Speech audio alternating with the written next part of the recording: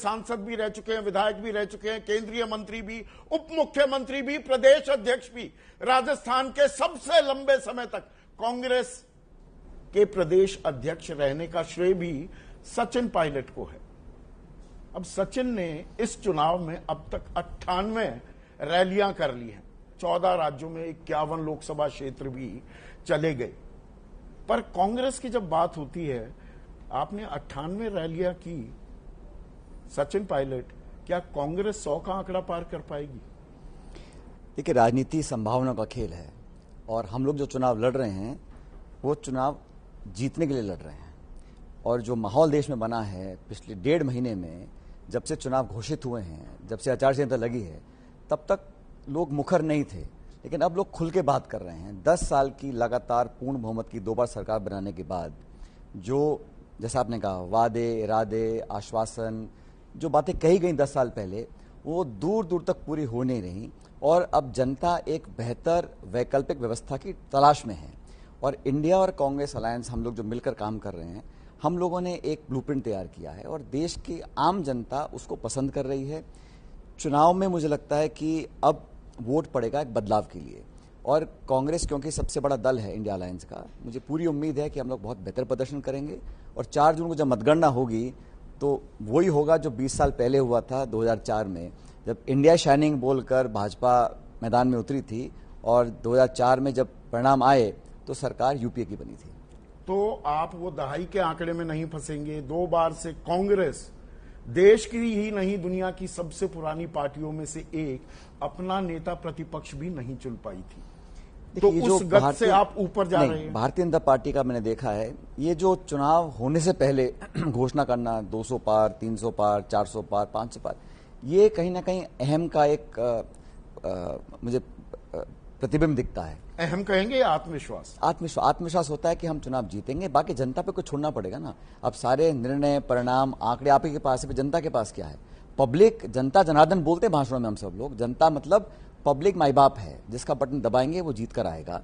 हार जीत होती रहती है, लेकिन आप अपनी प्रतिबद्धता, अपना सोच, अपनी रणनीति, अपनी विचारधारा को जनता के बीच लेकर जाएं। पब्लिक निर्णय करेगी ना। मैं कैसे आपको आंकड़े बताऊं? मैं इतना कह सकता हूं बड़ी विनम्रता से कि हमें लगता है कि इस बार परिवर्तन होगा, बदलाव होगा, और इस बदलाव की सुगबुगाहट समूचे देश में है। नहीं, ये इसलिए कांग्रेस का और हमारी गठबंधन का एक ही लक्ष्य है, विपक्ष एकजुट रहे, बदलाव हो। और आप 2019 में जो इंडिया अलायंस के गठबंधन के अलग अलग दल हैं, उनका वोट शेयर आप जोड़ दीजिएगा तो लगभग 65% वोट था 19 में।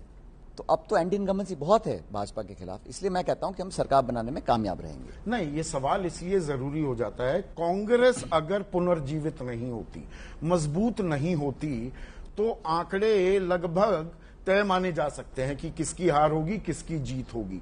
ये इसलिए मैं कह रहा हूं कि 192 में से 178 सीटें, 192 सीटें ऐसी थी जहां पर बीजेपी और कांग्रेस के बीच डायरेक्ट फाइट थी, सीधा मुकाबला।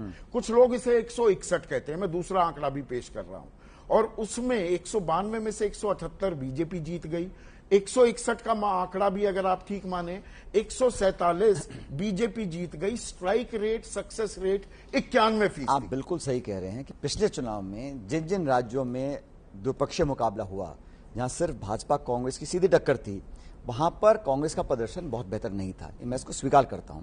लेकिन अब 5 साल के बाद बहुत चीजें बदली हैं। इन 5 सालों में जिस प्रकार का शासन आया है, जिस प्रकार भारतीय जनता पार्टी ने जनता के वोट को मतलब फॉर ग्रांटेड लेके चल रहे थे, और एक कहीं ना कहीं घमंड का भी मुझे लगा कि जिस तरह का रवैया है, जिस तरह का टिकट डिस्ट्रीब्यूशन हुआ, जिस तरह से मुझे लगता है परफॉर्मेंस से ज़्यादा नारे और भाषणों पर ध्यान दिया गया, वो सब माहौल परिवर्तित हुआ है। इसलिए जो उत्तर भारत के राज्य हैं या पश्चिम भारत के राज्य हैं, वहां पर जहां सीधा मुकाबला कांग्रेस बीजेपी का है, वहां इस बार कांग्रेस का स्ट्राइक रेट बहुत बेहतर रहेगा। हमारा चुनाव बहुत बेहतर रहा। और देखिए, इस देश में अगर किसी चुनावी घोषणा पत्र की चर्चा हो रही है तो कांग्रेस की हो रही है। वो भी प्रधानमंत्री कर रहे हैं। मैं कह रहा हूं, आप उसको पेश नहीं कर पाए ढंग से। गलत बोल रहे हैं आप। हमारा घोषणा पत्र इतना प्रभावी था, इतना उनको चुभ गया कि वो नाना प्रकार की उलझुल बातें सामने लेकर आना पड़ रहा है लोगों को। लेकिन एक बात मानिए कि कांग्रेस का ही, भाजपा के घोषणा पत्र में क्या किसी को नहीं मालूम है, कोई चिंता ही नहीं है और ना किसी को परवाह है। उन्हें पता है वो भाषण देने हैं, फिर राज करना है 5 साल। हम लोगों ने महिला, नौजवान, किसान, श्रमिक, सब लोगों को केंद्र बिंदु बनाकर एक घोषणा पत्र तैयार किया। अब उसको आप उसमें अनाप उसमें शनाप बातें डाल रहे भरोसा, हैं। देखिए जब घोषणा आप करते हैं, मैं आपकी बात को, आपकी जुबान को कितना उस पर आश्वस्त होता हूं, भरोसे की बात होती है। इसमें ऐसा है, राजनीति में तराजू है। आपको दोनों पक्ष की बात सुननी है। 10 साल आपने मौका दिया भारतीय जनता पार्टी को। उन्होंने कहा था कि किसान की आमदनी दुगनी करेंगे, उन्होंने कहा था कालाधन समाप्त करेंगे, महंगाई कम करेंगे, रोजगार 2 करोड़ देंगे, 15 लाख रुपए खाते में आएगा, कालाधन पूरा समाप्त कर देंगे। 10 सालों में किस मापदंड पे पूरा खरा उतरे हैं, पहले बताइए।